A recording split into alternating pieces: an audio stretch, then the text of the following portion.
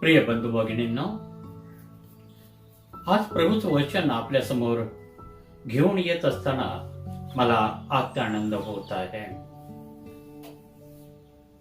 गेल्या काही महिन्यापासून प्रति रविवारी आपण देवाच्या वचनावर मनन करत आलेलो आहोत.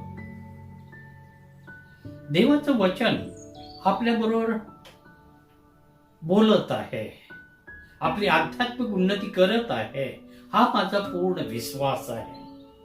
आणि त्याच विश्वासाने आज मी आपल्या समोर देवाचं वचन हे विदित करण्यासाठी उभा आहे.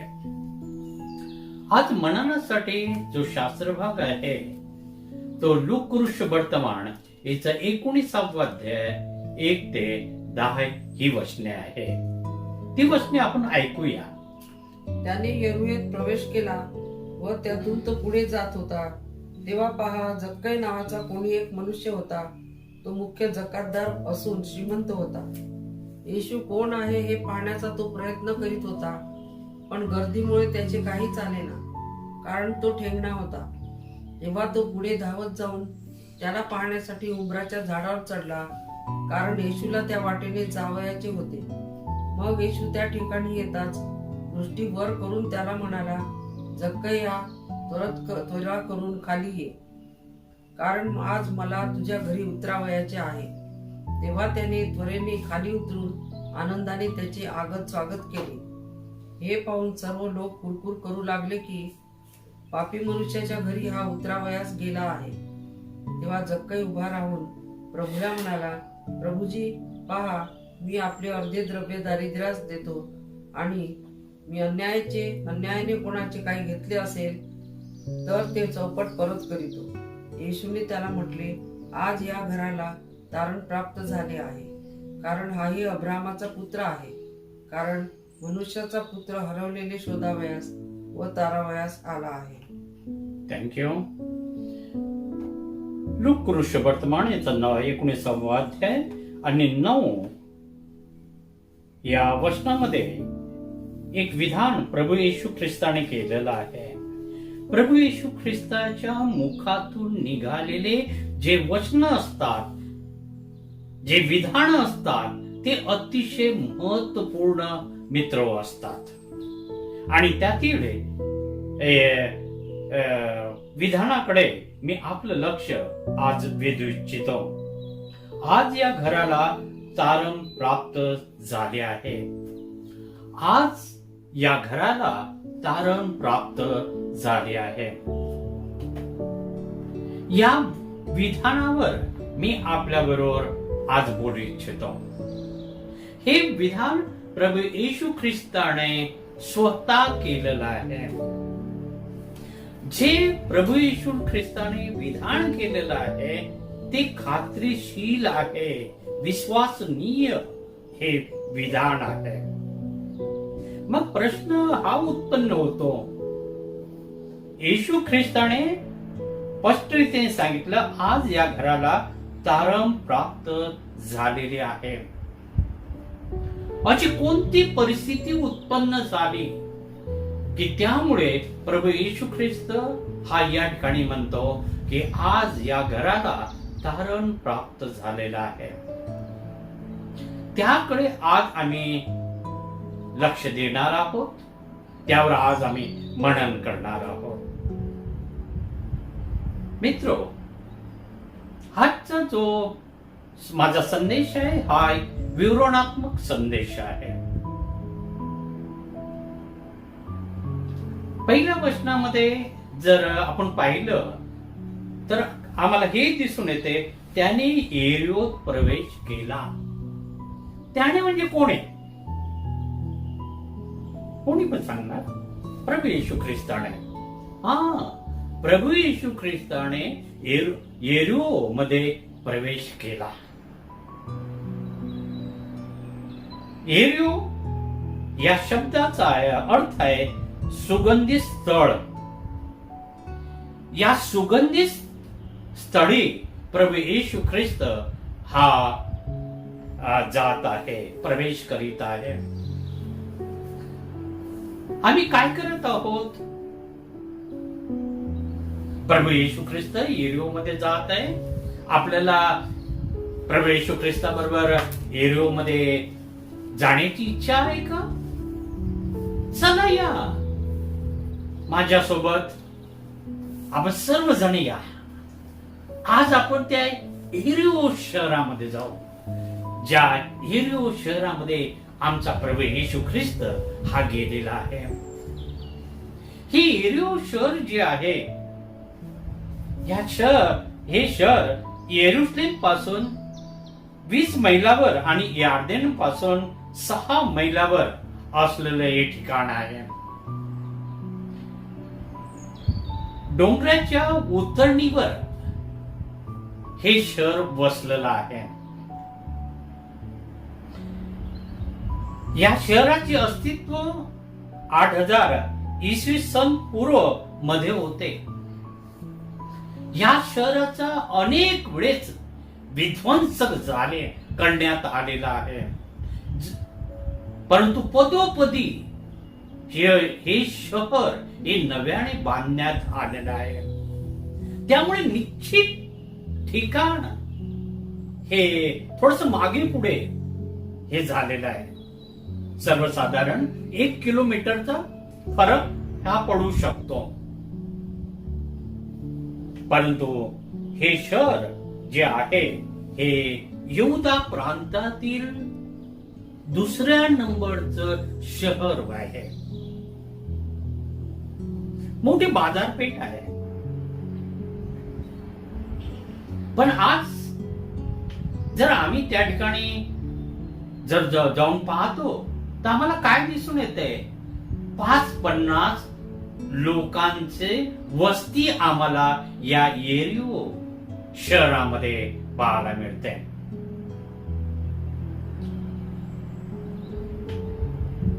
आणि बहुसंख्य मुसलमान वस्ती त्या ठिकाणी आहे.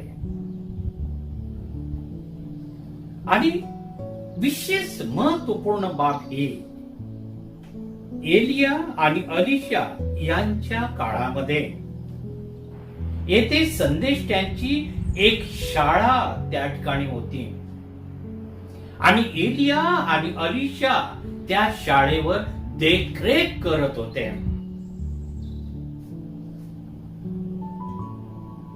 ही किती आनंदाची बाब आहे की त्या काळामध्ये सुद्धा संदेष्टांची एक शाळा होती. जसं आज थियोलॉजी कॉलेज आहे वेगवेगळ्या ठिकाणी, त्याप्रमाणे त्या काळामध्ये सुद्धा एक संदेष्टांची शाळा ही होती. हे मला सांगू द्या की पवित्र शास्त्राचा अभ्यास करणं हे अत्यावश्यक आहे. अनेक जण फार सुंदर बोलतात,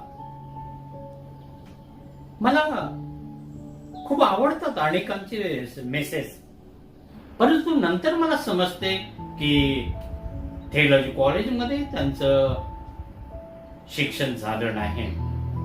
त्यामुळे दुःख होते. आणि अशा माझ्या बंधू वर्गांना मी नम्रपूर्वक विनंती करतो की त्यांनी थियोलॉजी कॉलेजमध्ये कमीत कमी 1 वर्ष तरी आपण जावं. थोडस विषांतर मी केलेलं आहे, त्याबद्दल मी आपली क्षमा मागतो. मित्र, येरिओ शहरामध्ये येशू ख्रिस्त हा प्रवेश करतो आणि पुढे पुढे तो जात आहे. आम्ही सुद्धा त्याच्या पाठीमागे जाऊया की प्रभू येशू ख्रिस्त कोठे जात आहे, तो काय करत आहे. आम्हाला उत्सुकता एक लागलेली आहे की प्रभू येशू ख्रिस्त येरिओ या शहरामध्ये काय करत आहे किंवा तो कशासाठी हा गेलेला आहे. दुसऱ्या वचनामध्ये सांगण्यात आलं की पहा, जक्कै नावाचा कोणी एक मनुष्य होता. जक्कै नावाचा कोणी एक मनुष्य होता. जक्कई या शब्दाचा अर्थ आहे शुद्ध.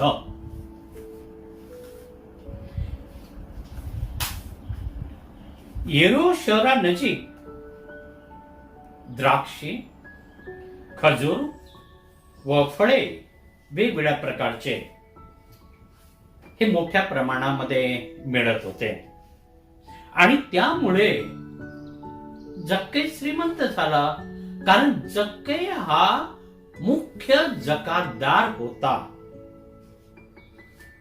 जकातदार म्हणजे जकात वसूल करणारे ते जकातदार, आणि अशा लोकांचा तो प्रमुख होता. हे लोक दुष्ट, विश्वासघातकी, नीच, पापी या प्रकारचा दृष्टिकोन त्या काळातील लोक समुदायांचा त्यांच्याकडे पाहण्याचा होता.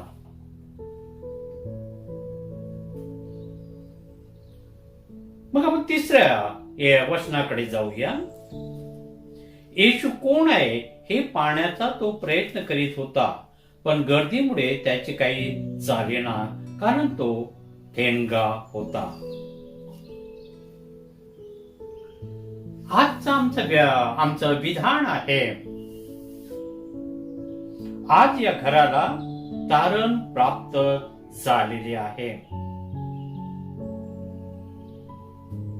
आणि याच्या पहिलं भाग हा आहे की या घराला तारण कसं प्राप्त झालं. आणि पहिली बाब आपण बघूया. जाणून घेण्याचा त्याने प्रयत्न केला.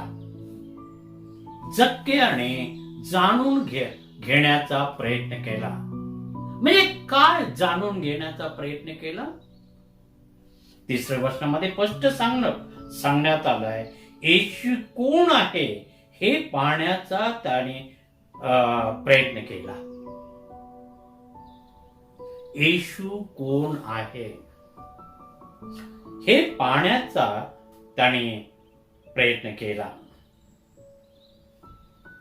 येशू हा एक अद्वितीय व्यक्ती होती. त्या काळामध्ये अनेक लोकांचा तो समज होता. अनेक लोकांना त्याने आरोग्य दिलं. अनेक लोकांना मेल्यातून त्याने जिवंत केलं. अनेकांना त्याने अन्न दिलं. अनेक लोकांच्या मधून त्याने भूत काढले. एक ना दोन अशा कितीतरी गोष्टी या जक्कईच्या कानावर आल्या असेल, आणि त्यामुळे त्याच्यामध्ये एक जागरूकता उत्पन्न झाली असणार की हा प्रभू येशू ख्रिस्त हा कोण आहे, तो कसा दिसतो, तो काय बोलतो, हे तो जाणून घेऊ इच्छित होता. आणि ही बाब त्याच्या उत्कर्षाची पहिली पायरी आहे. जाणून घेण्याचा त्याने प्रयत्न केला. ह्या जगामध्ये अनेक लोक आहेत. अनेक लोकांना प्रभू येशू ख्रिस्ता बद्दल थोडीशी माहिती आहे, परंतु ते अधिक माहिती जाणून का घेऊ इच्छित नाही. मला कधी कधी प्रश्न पडतो, पवित्र शास्त्र आमच्याकडे आहे, परंतु बऱ्याच वेळेस ते वाचण्यात येत नाही. त्याच्यावर धूळ ही बसलेली असते. देवाचं वचन हे मधापेक्षा गोड आहे, मग आम्ही का वाचत नाही? येशू ख्रिस्त कोण आहे हे त्या पवित्र शास्त्रामध्ये म्हणजे बायबल मध्ये सांगण्यात आलेलं आहे. जर आम्ही जाणून घेऊ तर आम्हाला त्या काही सत्यापर्यंत आम्ही पोहोचू शकतो. जर आम्हाला जाणून घेण्याची इच्छा नाही तर सत्य आमच्यापासून अदृश्य असेल. प्रभू येशू ख्रिस्त कोण आहे हे आम्हाला समजणार नाही. परंतु खरोखर आनंदाची बाब जक्कई हा या गटामध्ये मोडत नाही, तर सत्य जाणून घेण्याच्या मनस्थिती मध्ये तो होता. आणि त्यामुळे तो प्रयत्न करत आहे प्रभू येशू ख्रिस्त हा कोण आहे. पण लूक हा सांगतो गर्दीमुळे त्याचे काही चालेना. मोठ्या प्रमाणात येशूच्या मागे पुढे लोकांची गर्दी होती आणि या गर्दीतून तो मार्ग काढून प्रभू येशू ख्रिस्तापर्यंत पोहोचणं शक्य नव्हतं.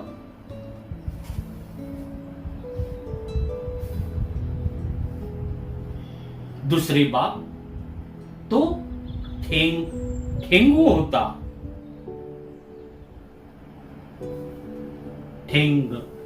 ठेंगू असल्यामुळे त्याला येशूचं चेहरा हा दिसू शकत नव्हता. पण ज्या व्यक्तीला काही जाणून घेण्याची इच्छा असते ती व्यक्ती नेहमी प्रयत्नशील असते.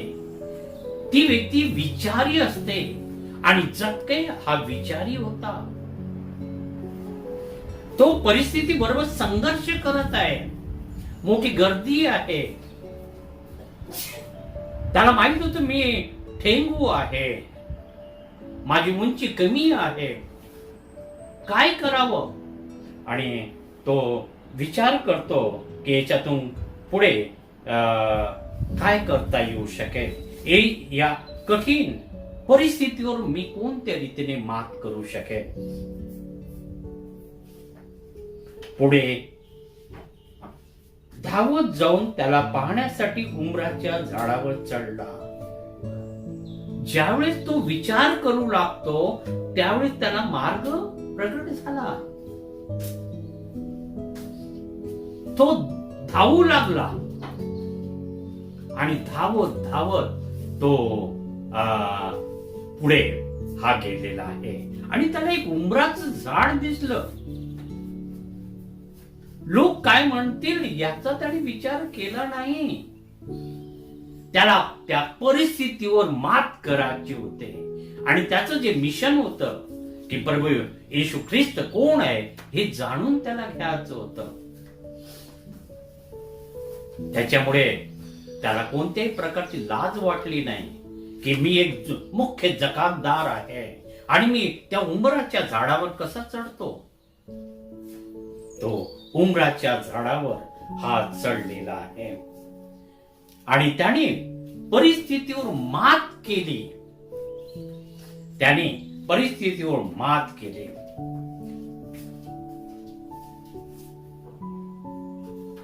त्याला जे काही जाणून घ्यायचं होतं त्यासाठी त्याने परिस्थितीवर मात केली आणि त्याला हे सत्य कोणत्याही परिस्थितीमध्ये समजून घ्यायचं होतं. येशू ख्रिस्त हा कोण आहे. मग 5व्या वचनामध्ये कृपेच दृष्टी, प्रभू येशू ख्रिस्ताची कृपेची दृष्टी आम्हाला या ठिकाणी दिसते. 5वं वचन आपण वाचूया. मग येशू त्या ठिकाणी येताच दृष्टी वर करून त्याला म्हणाला, जक्कया त्वरा करून खाली ये. येशू त्या ठिकाणी येताच त्या उंबराच्या झाडाच्या जवळ प्रभू येशू ख्रिस्त येताच त्याने आपली दृष्टी त्या उंबराच्या झाडावर त्याने केंद्रित केली.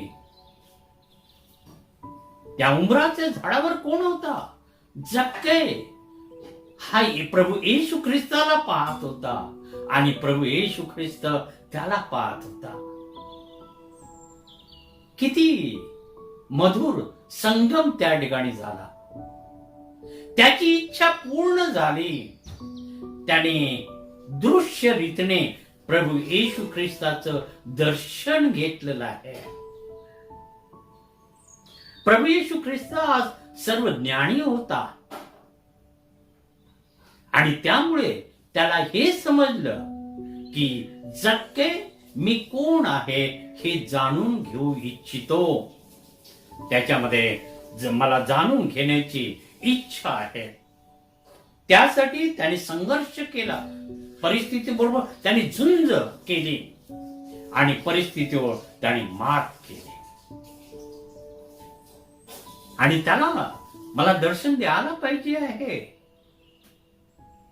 मित्र हो, जे प्रयत्न करतात त्यांना यश मिळते. जक्कियाला यश मिळालं. प्रभू येशू ख्रिस्ताचं दर्शन त्याला झालं. त्याला अत्यानंद झाला असेल. त्यावेळेस प्रभू येशू ख्रिस्त त्याच्याकडे पाहून प्रेमळ दृष्टीने तो पाहतो. कृपेच्या दृष्टीने जक्कियाकडे प्रभू येशू ख्रिस्त पाहतो आणि तो त्याला म्हणतो, जक्किया त्वरा करून खाली ये, त्वरा करून खाली ये. असं तू का म्हणतो? त्याला जक्कियाचं नाव सुद्धा माहित आहे. वैयक्तिक नावाने तो त्याला हाक मारतो, जक्किया खाली ये. कारण तो प्रभू येशू ख्रिस्तापासून दूर होता आणि प्रभू येशू ख्रिस्ताची ही इच्छा होती की त्याने माझ्या जवळ यावं, जवळ येऊन मला पूर्ण रीतीने त्याने जाणून घ्यावं. त्याची जी इच्छा आहे मला जाणून घेण्याची की मी कोण आहे, त्याच्यासाठी तो त्याला आपल्या जवळ हे बोलवतो. मित्रो, परमेश्वर आमचा बाप आहे आणि बापाला आपल्या मुलांचं नाव माहित आहे. या भूतलावर जितके लोक आहेत त्या सर्व लोकांचे नाव परमेश्वराला माहित आहे आणि तो तुमचं वैयक्तिक नाव घेऊन तुम्हाला आपल्या जवळ येण्याचं आमंत्रण देत आहे की तुम्ही माझ्या जवळ या. तुमच्या अंतःकरणात प्रश्न आहे का की प्रभू येशू ख्रिस्त हा कोण आहे? जर हा प्रश्न तुमच्या अंतःकरणामध्ये असेल तर या क्षणी तुम्ही माझ्या जवळ या. ज्या ठिकाणी तुम्ही असाल त्या ठिकाणावरून तुम्ही माझ्या जवळ या. म्हणून तो आम्हाला आमंत्रण देत आहे. जक्कियाला प्रभू येशू ख्रिस्ताने जवळ येण्याचं आमंत्रण हे दिलेलं आहे. तो खाली येतो. सर्व लोक समुदायामध्ये प्रभू येशू ख्रिस्ताने वैयक्तिक माझं नाव घेतलेलं आहे. वैयक्तिक रीतीने त्याने मला जवळ येण्यासाठी सांगितलं. त्याला खूप खूप बरं वाटलं, अत्यानंद वाटला, अभिमान वाटला की प्रभू येशू ख्रिस्ताने मला स्वतः हे जवळ बोलवलेलं आहे. तो जवळ येतो आणि तो त्याला सांगतो, म्हणजे प्रभू येशू ख्रिस्त, आज मला तुझ्या घरी उतरायचे आहे. प्रभू येशू ख्रिस्त त्याला म्हणतो, आज, उद्या नाही, परवा नाही, 1 वर्षाने नाही, 1000 वर्षाने, आज मला तुझ्या घरी उतरायचे आहे. प्रभू येशू ख्रिस्त हा त्याला गोड असा सुख धक्का देतो. त्याने कधी कल्पना केली नसणार की एक अद्वितीय व्यक्ती ती मला सांगते की मला तुझ्या घरी यायचं आहे. मी एक सर्वसामान्य मनुष्य, समाजाच्या दृष्टिकोनामध्ये मी पापी मनुष्य आहे, मी दुष्ट मनुष्य आहे, मी विश्वासघातकी मनुष्य आहे, मी लोभी मनुष्य आहे, मी गरिबांची पिळवणूक करणारा व्यक्ती आहे. पण येशू ख्रिस्त मला म्हणतो, आज मला तुझ्या घरी उतरवायचं आहे. अनेक वेळेस मित्र तसं होते. आम्ही जी कल्पना करतो त्यापेक्षाही कितीतरी पटीने काहीतरी आगळं वेगळं आमच्या जीवनामध्ये होते. आणि मग म्हणतो, आम्ही असं कधी विचार पण केला नव्हता की परमेश्वर असं काही करेल. त्याचे विचार आमच्यासाठी नेहमी चांगले असतात, त्याच्या योजना सुद्धा आमच्यासाठी चांगल्या असतात. हे अनेक वेळेस आम्ही विसरतो. झक्क्याला आनंद झाला. काय प्रभू येशू ख्रिस्ताने आपल्या घरी यावं असं आपल्याला वाटते का? प्रभू आपल्याला आमंत्रण देत आहे की तुम्ही जवळ या, तुम्ही दूर आहात माझ्यापासून, तुम्ही जवळ या. आणि जवळ आल्यानंतर झक्क्याला जे त्यांनी सांगितलं, घरी येण्याची इच्छा झक्क्या समोर त्याने प्रगट केली. तीच इच्छा तो आम्हाला आमच्या समोर सुद्धा आज प्रगट करतो. आमच्या सुद्धा घरी तो येऊ इच्छितो. किती ही गोड बाब आहे. प्रत्यक्ष विश्वाचा उत्पन्न करता. जसं झक्क्याला म्हणतो, आज मला तुझ्या घरी उतरवायचे आहे, तसं तो आज आम्हाला म्हणतो की आज मला तुझ्या घरी उतरवायचं आहे. झक्क्याने त्याचं आगत स्वागत केलं, त्याला आनंद झाला. तेव्हा त्याने त्वरेने खाली उतरून आनंदाने त्याचे आगत स्वागत केले, असं 6व्या वचनामध्ये लिहिण्यात आलेलं आहे. त्याला आनंद झाला. काय प्रभू येशू ख्रिस्त आपल्या घरी आला तर आपल्याला आनंद होईल? विचार करा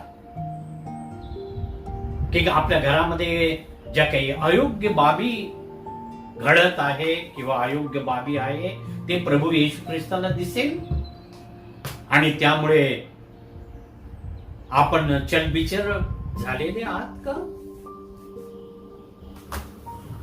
आज तो आपल्या घरी येण्याची इच्छा प्रगट करत आहे. उद्या नाही, परवा नाही, आम्ही घरी जाऊ, घरची साफसफाई करू, मग प्रभूला सांगू, ये बाबा माझ्या घरी ये.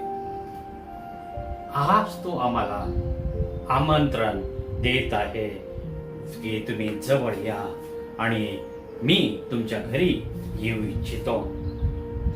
झक्क्याने त्याचा आनंदाने आगत स्वागत केलं. त्याला माहित होतं की मी काय कोण आहे.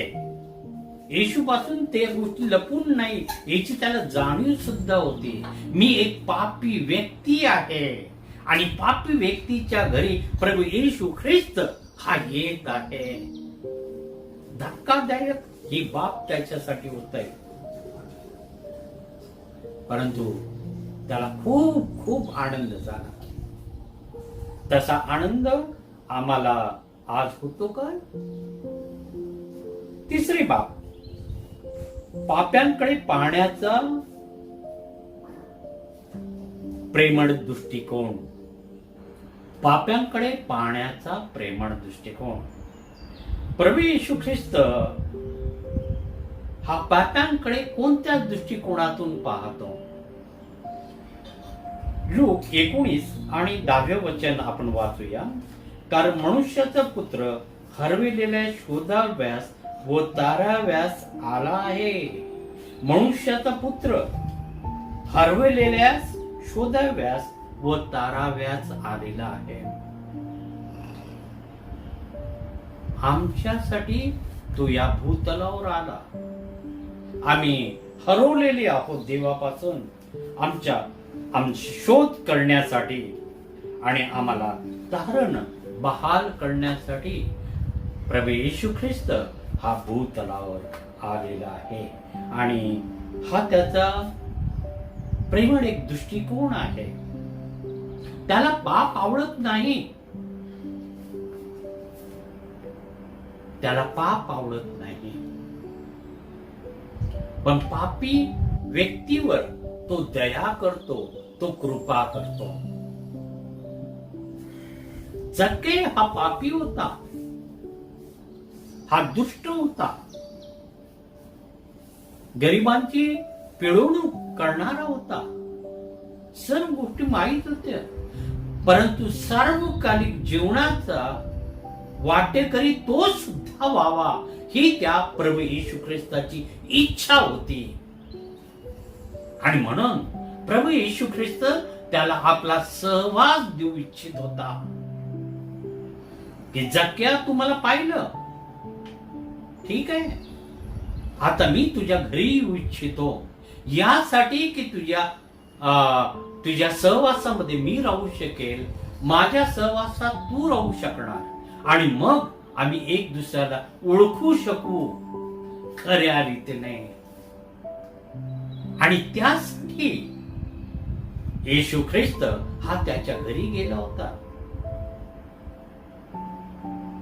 त्याचा जो प्रेमळ दृष्टिकोन होता, तो प्रेमळ दृष्टिकोन असल्यामुळे तो जक्कयाच्या घरी हा गेला. त्याची इच्छा होती की जक्कयाला माझी खऱ्या रीतीने ओळख व्हावी, मी कोण आहे.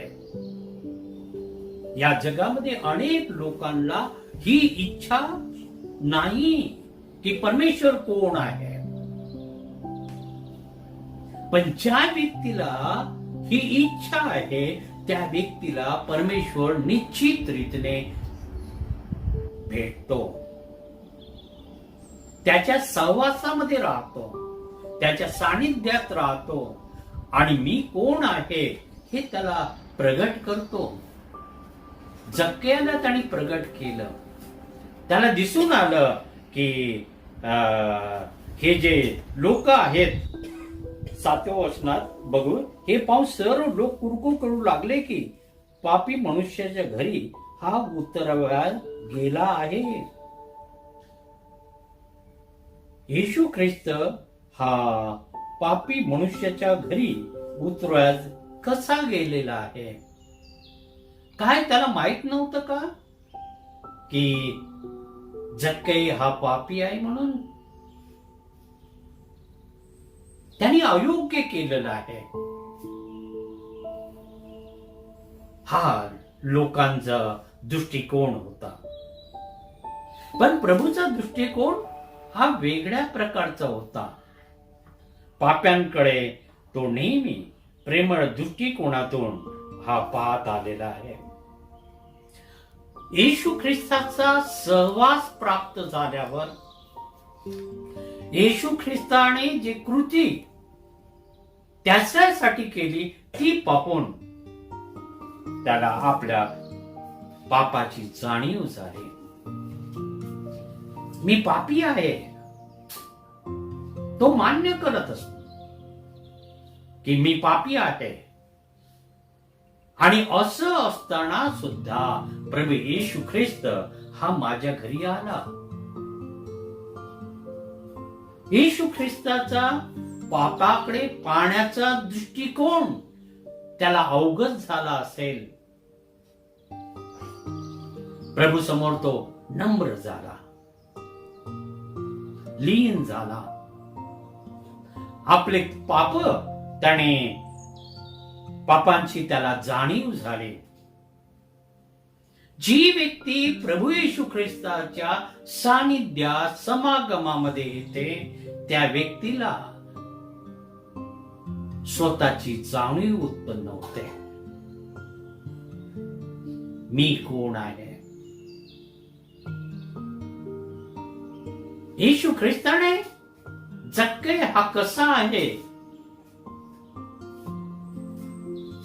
हे त्याला त्याच्याबद्दल काही विधान, काही उल्लेख केलेले आहे का, याच्याबद्दल लूक काही लिहित नाही. पण निश्चित रीतीने येशू ख्रिस्त आणि जक्कय आणि त्याचा परिवार यांच्यामध्ये आपसामध्ये काहीतरी बोलणं चालणं झालेलं असेल, आणि त्यामुळे त्याला जाणीव झाली की मी पापी आहे. त्याने आपल्या पापाचा स्वीकार केला. ही दुसरी एक महत्वपूर्ण बाब आहे. ही गोष्टी कशामुळे झाल्या? येशू ख्रिस्ताचा पाप्यांकडे पाहण्याचा जो प्रेमळ दृष्टिकोन होता, तो दृष्टिकोन जक्क्याला समजला आणि त्यामुळे ही दुसरी क्रिया झाली. पहिली क्रिया, त्याला आपल्या पापाची जाणीव झाली. दुसरी बाब, त्याने आपल्या पापाचा स्वीकार केला. 8वं वचन आपण वाचूया. तेव्हा जक्कय उभा राहून प्रभूला म्हणाला, प्रभूची पहा, मी आपले अर्धे द्रव्य दरिद्रात देतो आणि मी अन्यायाने कोणाचे काही घेतले असेल ते चौपट परत करतो. यामध्ये काय दिसून येते? प्रभूची हा शब्द सुरुवातीला तो उच्चारतो. प्रभूजी म्हणजे स्वामी, प्रभूजी म्हणजे मालक. येशू ख्रिस्ताचा मालकी हक्क त्याने मान्य केला. प्रभू येशू ख्रिस्त हा माझा स्वामी आहे हे सुद्धा मान्य केलं. प्रभू येशू ख्रिस्त हा माझा गुरु आहे हे सुद्धा त्याने मान्य केलं. त्याला स्वतःची पापाची जाणीव झाल्यानंतर त्याने निर्णय घेतला की मी हे जे पाप करत आलेलो आहे माझ्या जीवनामध्ये, हे अयोग्य करत आलेले आहे. दामदुपटीने लोकांचे पैसे मी घेतलेले आहे, लोकांची पिळवणूक केलेली आहे, मी लोकांना फसवलेलं आहे, मी माझ्या जीवनामध्ये अयोग्य बाब केलेली आहे. त्याने आपल्या पापाचा स्वीकार केला आणि म्हणूनच तो या ठिकाणी प्रभू येशू ख्रिस्ताला म्हणतो, काय म्हणतो? प्रभूजी पहा, मी आपले अर्ध द्रव्य दरिद्रात देतो आणि मी अन्यायाने कोणाचे काही घेतले असेल तर ते चौपट परत करतो. तो आपले पाप मान्य करतो. या वचनामध्ये स्पष्ट रीतीने त्याची पाप कबुली ही दिसते. ही बाब अतिशय महत्वाची आहे.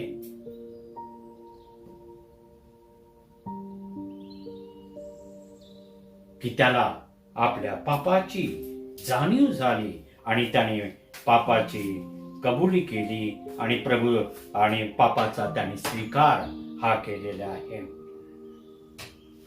आणि ते जे पाप त्याने केलेलं आहे, फक्त तो कबूल करूनच थांबला नाही, तर त्या पापाचा त्याने त्याग केला.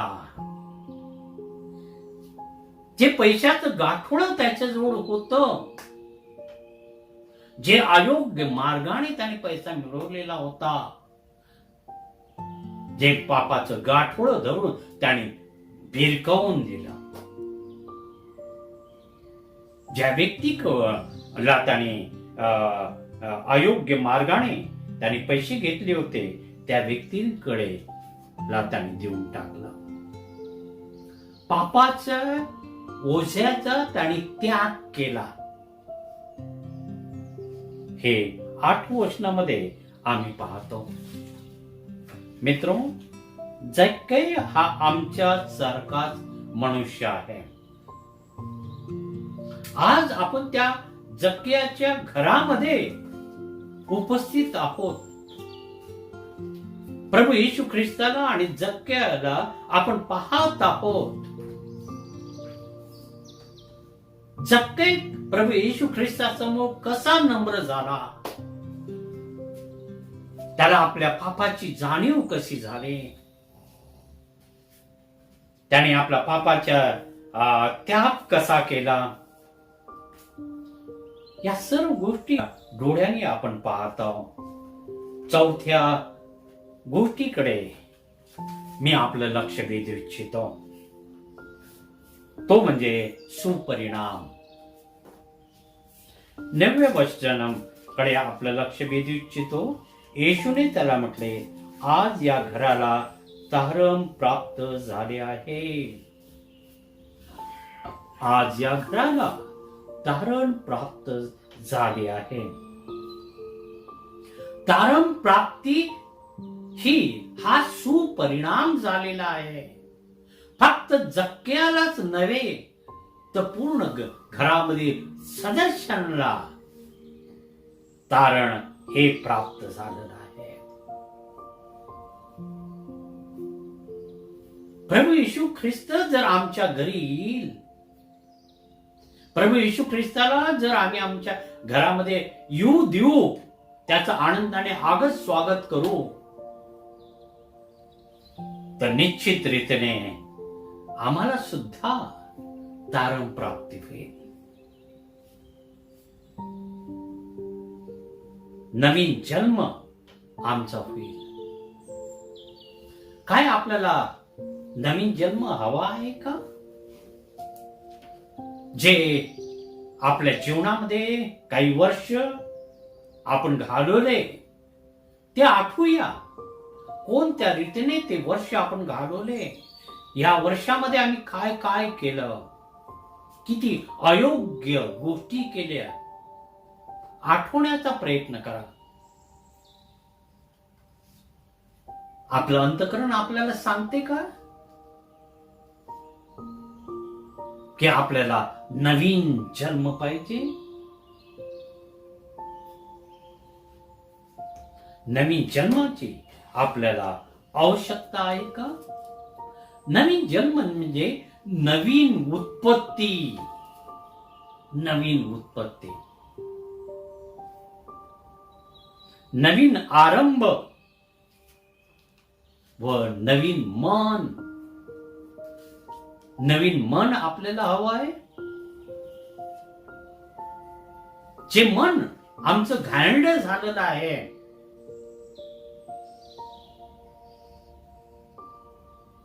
आम्हाला माहित आहे आमचं मन हे घाणेरडं झालेलं आहे का शुद्ध आहे, पवित्र आहे, हे फक्त आम्हाला माहित आहे. या जगामध्ये कोणत्याही व्यक्तीला माहिती नाही. आपल्याला माहित आहे आणि त्या परमेश्वराला माहित आहे की आपलं मन शुद्ध आहे किंवा अशुद्ध आहे. आपल्याला तारणाची गरज आहे का? जर तारणाची गरज असेल तर आजच तारणाचा दिवस आहे, असं प्रभूचं वचन आम्हाला विदित करतंय. उद्या नाही, परवा नाही, 1 वर्ष नाही, तर आजच तारणाचा दिवस आहे. आम्ही त्या प्रभूचे पाय पकडूया, त्याच्या समोर नमस्कार करूया, लोटांगण घालूया आणि प्रभूला सांगू, हे प्रभू, मज पाप्यावर तू दया कर. जक्क्यावर जशी तू दया केली, प्रेमळ दृष्टिकोनातून त्याच्याकडे तू पाहिलं, कृपेची दृष्टिकोन त्याच्यावर तू केंद्रित केला. आमच्यावर तुझी कृपा कर, आमच्यावर तुझी दया कर. कारण सध्या ज्या परिस्थितीमध्ये आम्ही जगत आहोत, आम्ही अस्वस्थ आहोत, आम्ही बेचैन आहोत. आमच्या जीवाबद्दल, आमच्या परिवाराच्या जीवाबद्दल काय होईल हे काही सांगता येत नाही. लाखो लोक मरत आहे.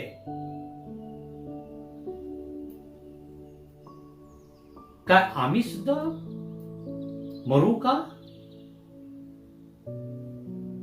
आम्हाला मरण्याची भीती वाटते का? प्रभू येशू ख्रिस्तावर विश्वास आहे आमचा? प्रभू येशू ख्रिस्ताला आपण ओळखलेलं आहेत का? आपल्याला प्रभू येशू ख्रिस्त सापडलेला आहे. जसा जक्कियाला प्रभू येशू ख्रिस्त सापडला, तसाच जर प्रभू येशू ख्रिस्त आपल्याला जर सापडला असेल तर निश्चित रीतीने परमेश्वराची कृपा, परमेश्वराची दया आपल्यावर निश्चित असेल. कोणत्याही गोष्टीसाठी घाबरण्याचं कारण नाही. तुम्ही देवाची मुलं आहात. तुम्हाला तारण परमेश्वराने बहाल केलेलं आहे. तुमचा नवीन जन्म झालेला आहे. तुमच्यावर परमेश्वराने सील मारलेला आहे. हा माझा मुलगा आहे, ही माझी मुलगी आहे. जे देवाची मुलं असतात त्यांची काळजी परमेश्वर घेतो. ज्यावर आपण विश्वास ठेवूया. दुसरी बाब, सुपरिणाम मध्येच अब्रामाचा पुत्र तो त्याला म्हणतो, येशू त्याला म्हणाला, आज या घरात तारण प्राप्त झाले आहे, कारण हाही अब्रामाचा पुत्र आहे. प्रभू येशू ख्रिस्त या ठिकाणी विदित करतो, हा अब्रामाचा पुत्र आहे. यहूदांनी त्याला अब्रामाचा पुत्र मानण्यासाठी नकार दिला होता. का नकार दिला होता? कारण हा जकातदार होता. त्याच्या कामामुळे यहूदी लोकांनी त्याला अब्रामाचं पुत्र म्हणून मानण्यासाठी नकार दिला होता. पण ज्या वेळेस त्याने आपले पाप पदरी घेतले, कबूल केले, त्यावेळेस तो अब्रामाचा पुत्र झाला. तो शुद्ध झाला. त्याला पापाची क्षमा मिळाली. आणि म्हणूनच प्रभू येशू ख्रिस्त आज या ठिकाणी सांगत आहे की आज या घराला तारण प्राप्त झालं आहे. प्रभूने या घरामधील प्रत्येक व्यक्तीला तारण हे दिलेलं आहे. ते मुक्त आहे मित्र. त्याच्यासाठी कोणती किंमत आम्हाला द्यावं लागत नाही. जक्क्याला त्याने मोठा सन्मान दिला. अब्रामाचा पुत्र च्या यादीमध्ये त्याचं नाव हे येणार, कारण त्याने प्रभूचा स्वीकार केलेला आहे. आज या घराला तारण प्राप्त झालेला आहे. हे शब्द आमच्या परिवाराच्या संदर्भामध्ये प्रभू येशू ख्रिस्त आज उच्चारू शकतो काय? काय वाटते आपल्याला? आपला परिवार कसा आहे? परमेश्वराच्या सानिध्यात, परमेश्वर समागमामध्ये रमणारा आहे? त्याचं भय बाळगणारा आहे? किंवा त्याच्यापासून आम्ही दुरावलेले आहोत? परमेश्वराचं वास्तव्य जर आमच्या घरामध्ये असेल तर मित्र, आमच्यासारखा भाग्यवान दुसरा कोणीही नाही. आम्ही खरोखर भाग्यवान असू जर प्रभू येशू ख्रिस्ताचं अस्तित्व, प्रभू येशू ख्रिस्ताचं सहवास जर आम्हाला आमच्या घरामध्ये मिळत असेल तर. प्रभूला आपण प्रार्थना करू आणि त्याला सांगूया की प्रभू, माझ्या घरी तू ये. माझ्या मणी, माझ्या मणी ये प्रभू राहायला ये आता. हे गीत आहे एक फॉरेनर मिशनरी मिस हलबुक यांनी चाळीसगाव येथे संडे स्कूलच्या मुलांमध्ये हे गीत गायलं होतं. आज त्या गीताची मला आठवण होते. ती गीत गात असताना आमचं हृदय भरून येत होत. ही प्रार्थना आहे जे या गाण्यामध्ये तिने केलेली. हे प्रभू, माझ्या मनामध्ये ये, राहण्यासाठी तू ये. आत्ता ये, उद्या नाही, परवा नाही, आत्ता तू ये. हे जे प्रार्थना आहे आम्ही करूया. आपण प्रार्थना करूया आणि त्यावेळेस परमेश्वराला संतोषाने आम्ही दान सुद्धा समर्पित करूया. प्रिय परमेश्वरा, आम्ही तुझ्या अंतःकरणापासून आभार मानतो तुझ्या सुंदरशा वचनाबद्दल. जक्क्याला येशू कोण आहे या प्रश्नाचं उत्तर हे प्राप्त झालं. या जगामध्ये अनेक लोकांना या प्रश्नाचं उत्तर जर सापडलं नसेल तर प्रिय परमेश्वरा, त्या लोकांपर्यंत तू मला घेऊन जा अशी तुला मी आग्रहाने विनंती करतो. यासाठी की प्रभू येशू ख्रिस्त हा कोण आहे हे मी त्यांना सांगू शकू. प्रिय परमेश्वरा, त्यांना तुझी ओळख खऱ्या रीतीने व्हावी. जगामध्ये ज्या अयोग्य बाबी घडत आहे ते तुझ्यापासून लपून नाही. त्या सर्व अयोग्य बाबीपासून, सर्व सैतानाच्या कृतीपासून तू आमचा बचाव कर. आमच्या पापाची क्षमा तू कर.